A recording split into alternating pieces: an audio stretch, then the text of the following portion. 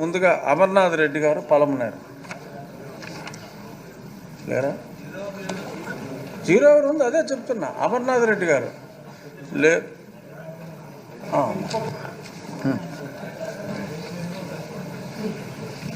Agriculture రైతులకు సంబంధించిన విషయం అధ్యక్ష, 2014-19 మధ్యలో ఆనాటి ప్రభుత్వంలో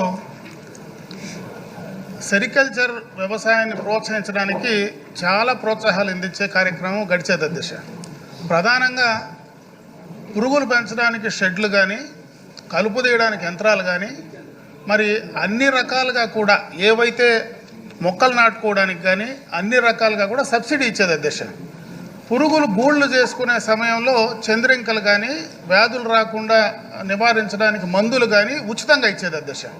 ఇంకొక ప్రధానమైనటువంటి అంశం దీంట్లో పండించినటువంటి గూళ్లకు ప్రతి కేజీకి 50 రూపాయలు ఇన్సెంటివ్ అప్పట్లో ఆ ప్రభుత్వం ఇచ్చేది అధ్యక్ష. అయితే 2019-24లో జరిగినటువంటి ప్రభుత్వంలో ₹1 కూడా ఇన్సెంటివ్ ఇవ్వడం కానీ ఆ సబ్సిడీస్ కొనసాగించడం కానీ జరిగినటువంటి సందర్భం లేదు అధ్యక్ష.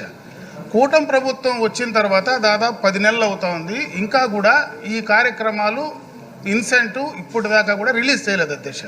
నేను ఆ రైతాంగం తరఫున ప్రభుత్వాన్ని విజ్ఞప్తి చేసేది, గతంలో ఏదైతే సెరికల్చర్ వ్యవసాయాన్ని ప్రోత్సహించడానికి చంద్రబాబు నాయుడు గారు ఆ రోజు ఆ కార్యక్రమాలు చేశాడో ప్రధానంగా ఆ ఇన్సెంటివ్ ఇమీడియట్గా కూడా రిలీజ్ చేయడానికి ప్రభుత్వం చర్యలు తీసుకోవాలని చెప్పి మీ ద్వారా నేను కోరుకుంటున్నాను అధ్యక్ష.